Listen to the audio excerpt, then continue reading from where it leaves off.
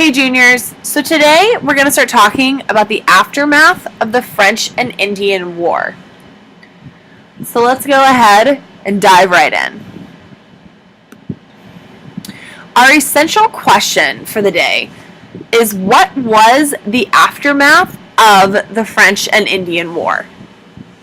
So go ahead and copy the essential question at the very top of your notes page for today, and pause the video if you need to. Alright, so let's review from yesterday. We know at the end of the French and Indian War, the King of England issued the Proclamation of 1763, and this decree prevented the colonists who were located here from moving past the Appalachian Mountains into England's new acquired territory that had a lot of Native Americans living in it.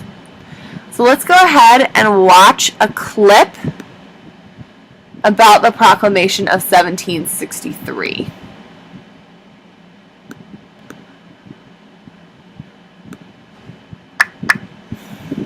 In 1763, the British issued a royal proclamation as an attempt to improve relations between the colonies and the Indians.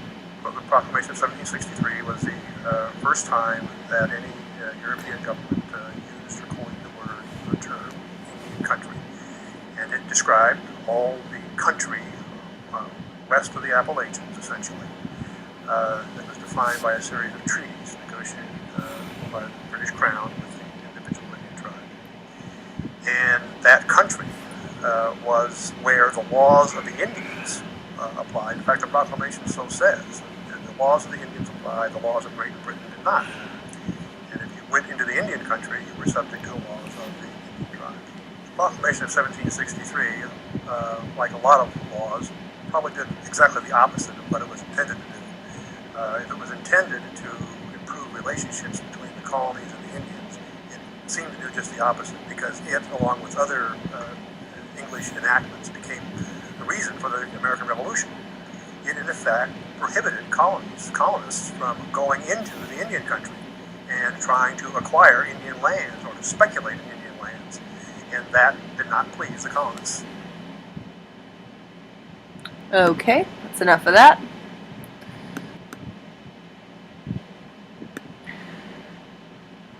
Alright, so the biggest thing we need to take from that clip is that the Proclamation of 1763 started to anger the colonists and began to create a divide between England and its colonies.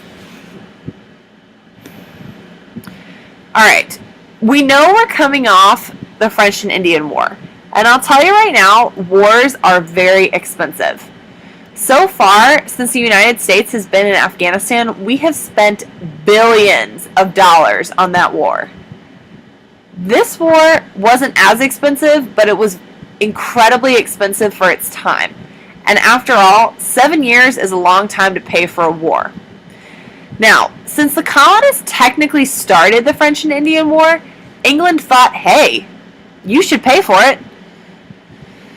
And so they started thinking about ways to get the colonists to pay the bulk of the debt that England owed.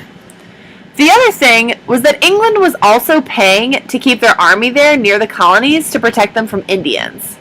So their salaries had to be paid as well, the soldiers' salaries. All this was adding up in terms of England's debt, and England decided to raise taxes on the colonies to help pay off that huge debt. So what needs to be copied down from this slide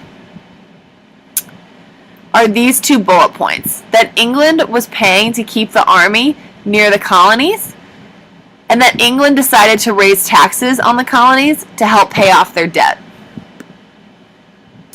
As you can imagine, the colonists were furious with England after their taxes were raised, since they did not have a say in it. So what this resulted in was the colonists boycotting British goods that had the extra tax on them.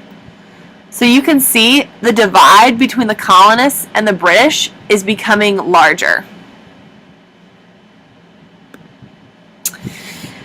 Now, many of the colonists believed that the British government had no right to tax the colonists. So, in Boston, which would become the leading city as we approach the American Revolution, the taxation was discussed a lot. Samuel Adams, who was a local leader, argued that the British government could not charge the colonists without their permission. So what Adams did was he helped found the Committees of Correspondence, which helped keep the colonies informed about the British taxes and ways to combat them. This last bullet point needs to be in your notes. So make sure that you go take a second, pause the video, and copy this last bullet point down in Cornell note style. So what's the result of all this? As a result of the Proclamation of 1763 and the taxation without representation, a huge divide comes between the colonists and Great Britain. And right now, we're taking major steps towards revolution. So everything we talked about today in class, the Proclamation of 1763, as well as the taxation without representation from the French and Indian War, all of those helped lead to the American Revolution. That's going to be it for Intro to New Material videos today, guys. Thanks for your attention, and it's time to practice. Yes.